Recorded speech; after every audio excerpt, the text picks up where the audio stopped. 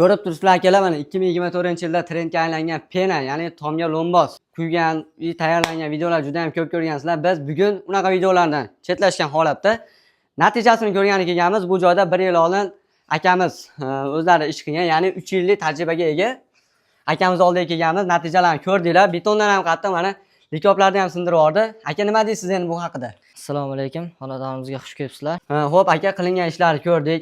Sifatiga aniq javob berasizlar. Qattiqligini ko'rdik. Albatta. Betondan bo'lsa sal yumshoqroq, lekin betonchalik emas. Og'irligi, loydan farqi bor, juda ham tomga yengil o'tiradi. Bu narsalarni endi hamma biladi, ko'p eshitgan. Endi asosan yorilib ketmaydi. To'sinlarga haligi ortiqcha nagruzka, og'irlik tushmaydi. Yorilib titilib ketmaydi. Keyin eng asosiysi jihatlardan bittasi chichqon kalamish orala olmaydi. Sifatli bo'ladi. Ishimizga 10 yil garantiya beramiz. O'zi asli aka uy turguncha turaveradi bu narsa. Garantiyamiz 10 yil, lekin uy turguncha turaveradi. Mana hali tomda loy somonga loy aralashtirib tomga loy bosishadi-yu. Ularni ko'p joyda ko'ramiz. Bu eskidan qilingan narsa yorilib ketadi, chiziq tushib ketadi bu narsaga. Mana hozir 1 yildan oshdimi bu joyga? O'tgan yili shunaqa payt qilinganda, bahor faslida qilingan. 1 yildan o'tdi. 1 yildan o'tdi, 2-yilga qarab ketyapti. Ko'rdik o'zimiz, chiziq tushmagan, yorilmagan. Bu yildan yilga qatib boradigan narsa ekan bu. Shunday. Quyilgan paytda to'g'ri, bossangiz qo'l izi chiqadi, 3 kunda qatib oladi-da. 3 kunda. 3 kunda qataq quyib ketamiz, misol uchun. 3 kunda qatib oladi, 3 kundan keyin bemalol ustida yurilaveradi. Hozir likop sindiryapti. 10 yildan keyin uraman desangiz, qo'lingizdan sindiradi. Уже beton darajasiga chiqib qoladi bu narsa. Shunaqa. Borgan sari shu qatib boraveradi-da. Xo'p, masalan, deylik, men uyimga shu katta joyga qancha masalan 100 kvadrat deylik, 200 kvadrat deylik, shunaqa katta joyga pena quydirmoqchiman. Sizlarga zakaz qildim. Sizlar menga qanday bonuslar qilib berasizlar? Ya'ni 100 kvadratdan oshig'iga bonuslar bormi? Yoki narxini arzonroq qilib berasizlarmi? Qanday imkoniyatlar bor? Endi obyektiga qarab, misol uchun 100 kvadratdan o'tgan joyga ozgina tushib beriladi. O'zi buni hamma mahsulotlar ichida bo'ladi. Ya'ni 5 santimetrligi 35 ming so'm, 7 santimetrligi 40 ming so'm, 10 santimetrligi 50 ming so'mdan bo'ladi. Tagidagi materialigacha o'zimizdan bo'ladi hatto. O'sha chekalariga bizga ana operator ko'rsatib yuboring. Zardivollar urilgan, shilibga qadalgan bo'lsa bo'ldi bizga. Tayyor joy bo'lsa bo'ldi. Xo'p, men sizlar zakaz qildim masalan, obyektga bordinglar. Men tomonidan, ya'ni klient tomonidan sizlarga nima qilib berishim kerak? Nimalar tayyorlab berishim kerak? Xo'p.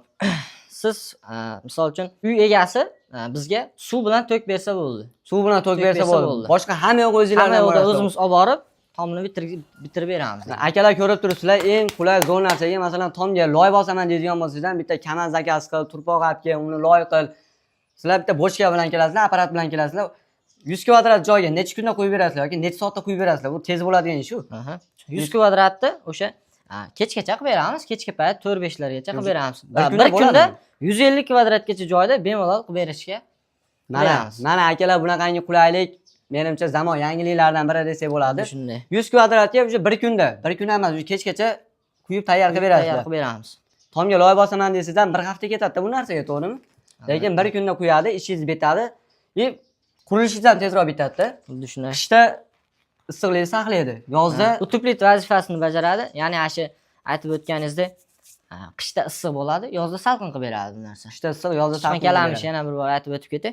Chichqon kalamish oralamaydi. Bundan tashqari to'sinlarga mana bunaqa to'sinlar, ingichka to'sinlarga quysangiz ham maqsadga muvofiq bo'ladi. Chunki haligi loy bilamiz og'ir bo'ladi, bu penamiz yengil bo'ladi.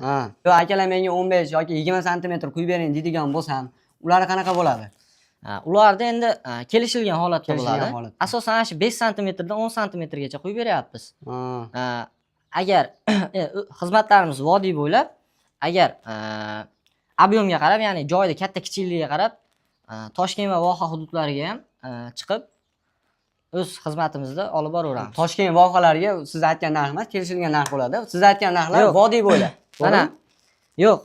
Xuddi shu narx bo'ladi, faqat ob'yomida bo'ladi. Misol uchun shu voha hududlarini oladigan bo'lsak, 200 kvadratdan oshiqroq joy bo'lsa, qilib bitirib beramiz. Unaqa hech qanaqa haligi narxni ko'tarish boshqa emas. Xuddi shu narxda qilib beramiz.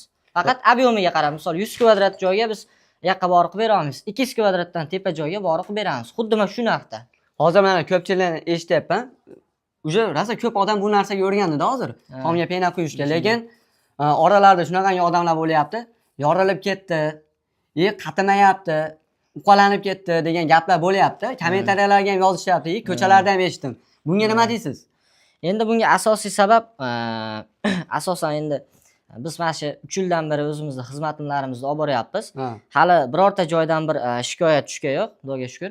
Endi buni asosiy sababi endi tagiga bir xilgilar ashi materialni o'rniga kilanka qo'yib yuboradi aka. Kilanka u havoni o'tkazmaydi. Shu sababdan yaxshi qatmay qoladi, yorilib ketadi. Xuddi shu sabab bo'ladi.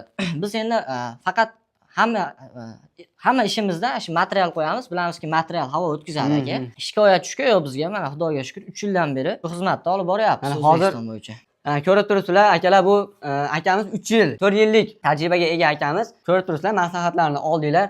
O'z ishini ustasi, tajribasi bor odamlarga qildirganingiz ma'qul. Sababi 1 yildan keyin, 2 yildan keyin tomingiz xuddi shunaqa holatga qoladigan bo'lsa, o'zingiz ham ko'nglingiz xijil bo'lib qoladi.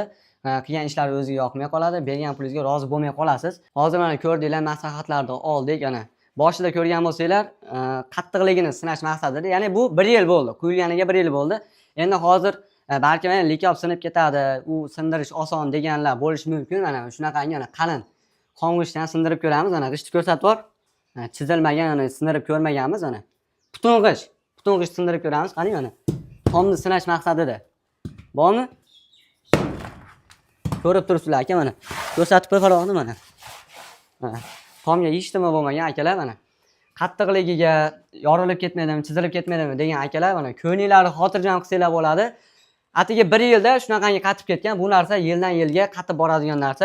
Suvda ushlab qoladi, lekin patologik uyni ichiga o'tkazmaydi. Yana kunlar sigan sari suvi sekin-sekin singib yo'qolib ketaveradi ekan. Lekin loyda bo'ladigan bo'lsa, suvda o'sha pastga qarab o'tkazaveradi. Pastga qarab o'tkazaveradi.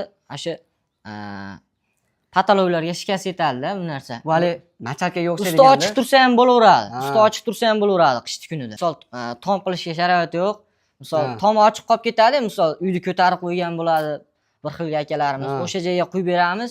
Hali tomda yopib yuborishim kerak, uni tom yomon bo'lib ketadi deb o'tirishmaydi-da. Misol turaveradi qishda ham, qorda ham turaveradi bu narsa. Bemalol ashi dehqonchiligini qilib ashi misol tomlarga qo'yadiganlar bo'ladi, naveslarga qo'ygan bo'ladi, qo'yadiganlar bo'ladi. Bemalol ustiga chiqib yurib, o'tini bosib, misol makkasini ilib, shunaqa qo'yaveradi. Uni zarar tomoni yo'q. Foyda tomoni bo'lsa borki, zarar tomoni yo'q. Agarda bizni kuzatib turgan katta-katta dehqonchiligi, fermer xo'jaligi bor akalarimiz bo'lsa, albatta ularda nima bo'ladi? Katta-katta naveslar, molxonalar bo'ladi. Shunaqangi naves, molxonalar ustiga ham zo'r o'tiradigan narsa ekan. Bosilib ketmaydi. O't yuklaganingizda, og'ir yuk tushganda naveslar ustiga to'la o't bo'ladi, og'ir yuk tushadi-yu. Unaqa joylarda sinib ketmaydigan, bosilib qolmaydigan narsa ekan. To'g'ri, natijasini ko'rsatgan ekanlik, ko'rdinglar, natijasi zo'r. Endi aka, yana bitta gapingizga qo'shimcha qilib ketay. Ko'p men ham o'sha qo'yilgan videolarning kommentariyasini o'qib qolaman. Ko'pchilik yozadi, chirib ketadi bu narsa. To'sinlar chirib ketadi deydi. U qanaqa? Tagiga kilanka qo'yib yuborish sababidan chirib ketadi, chunki havo o'tkazmaydi-yu. Birinchi sababi katta sabablardan biri o'sha bo'ladi. Operator ko'rsatib yuboring, manaqa baklashkalar qo'yib ketamiz, bitta xonaga bitta ikkitadan qilib. Manaqa demaxodlarni qo'yib ketamiz. Bu yerda bu demaxodmi bular? Demaxodlar. Demoqchiman, endi uylari ichlari bitta demaxod qiladigan bo'lsa, bakalashkani olib qo'yadi, demaxod chiqarib qo'yaveradi. Xuddi shunday.